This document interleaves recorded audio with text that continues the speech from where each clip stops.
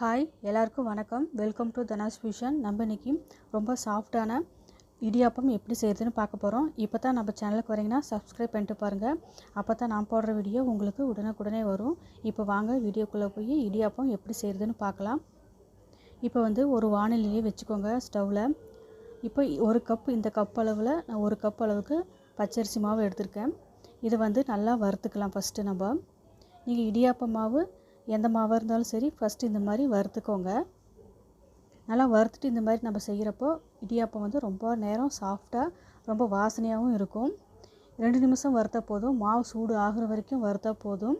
இப்படி எடுத்து நம்ம பார்த்தோம்னா மாவு இந்த மாதிரி கோலப்படி மாதிரி விழணும். இது மாதிரி இருந்தால் ரொம்ப பதம்னு அர்த்தம். இந்த ஸ்டேஜில் இதை எடுத்து வேற ஒரு பிளேட்டில் நம்ம போட்டுடலாம். இப்போ நம்ம இதில் தான் மாவு எடுத்தோம். இதே கப்லேயே 2 டம்ளர் அளவுக்கு தண்ணி அளந்து எடுத்து வச்சுருக்கேன் ஒரு பாத்திரத்தில். இது இப்போ நம்ம சூடு பண்ண போகிறோம். இதுக்கு தேவையான உப்பு சேர்த்துக்கலாம். இப்போ இது கூடவே நெய் 1 ஸ்பூன் அளவுக்கு நான் விட்டுக்கிறேன். நீங்கள் தேங்காய் எண்ணெய் இருந்தால் தேங்காய் எண்ணெய் விட்டுக்கோங்க. இப்போ இதெல்லாம் ஊற்றிட்டு ஸ்டவ்வில் வச்சு நல்லா தண்ணியை கொதிக்க விடலாம். இப்படி நல்லா கொதிக்க வச்சு நல்லா இந்த மாதிரி கொதிச்சதுக்கப்புறம் மாவில் ஊற்றி நம்ம பிணைஞ்சி செய்ய போகிறோம்.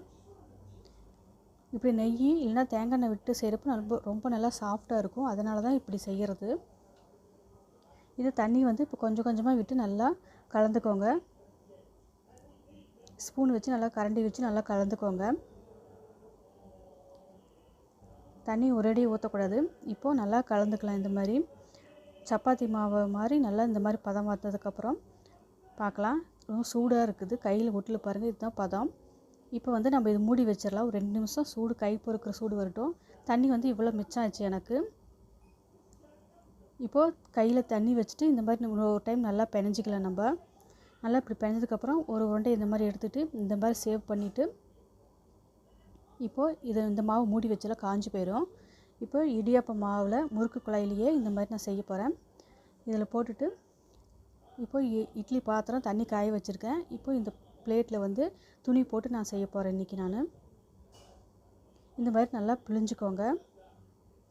இதே மாதிரி எல்லா குழியிலையும் இந்த மாதிரி நல்லா புழிஞ்சு எடுத்துக்கோங்க. பாருங்கள், இதே மாதிரி எல்லாமே நல்லா புழிஞ்சிக்கோங்க. நெக்ஸ்ட்டு பிளேட்லையும் இதே மாதிரி புழிஞ்சு எடுத்துட்டு தண்ணி நல்லா கொதிச்சு வந்துட்டுருக்கு. இப்போது இந்த பிளேட்டில் உள்ளே வச்சிடலாம். இப்போ மூடி வச்சுட்டு ஒரு 4 நிமிஷம் இல்லை 5 நிமிஷம் மட்டும் வேகட்டும். எடுத்து பார்க்கலாம். பாருங்கள், நல்லா சாஃப்டாக நல்லா வெந்து வந்திருக்கு. இப்போது இதை எடுத்து வெளியில் வைக்கலாம். வச்சுட்டு 1 நிமிஷம் கழித்து எடுக்கலாம். ரொம்ப சூடாக இருக்கும். இப்போ பிளேட்டில் எடுத்து வைக்கிறேன். பாருங்கள், ரொம்ப சாஃப்டாக ரொம்ப நல்லா இருக்குது. மாவு நல்லா இந்த மாதிரி நான் சொல்கிற மாதிரி செய்யுங்க. ரொம்ப நல்லா சாஃப்டாக இருக்கும். நல்லா ரொம்ப நேரம் இதே மாதிரி சாஃப்டாகவே இருக்கும். பாருங்கள், எவ்வளோ நல்லா சாஃப்டாக வருது. உதிரி உதிரியாக நல்லா வருது. இதுக்கு வெஜ் குருமா நான் வச்சுருக்கேன் சாப்பிட்றதுக்கு. பாருங்கள், ரொம்ப நல்லா சாஃப்டாக இருக்குது. நாளைக்கு இன்னொரு வீடியோவில் பார்க்கலாம். தேங்க்யூ ஃபார் வாட்சிங்.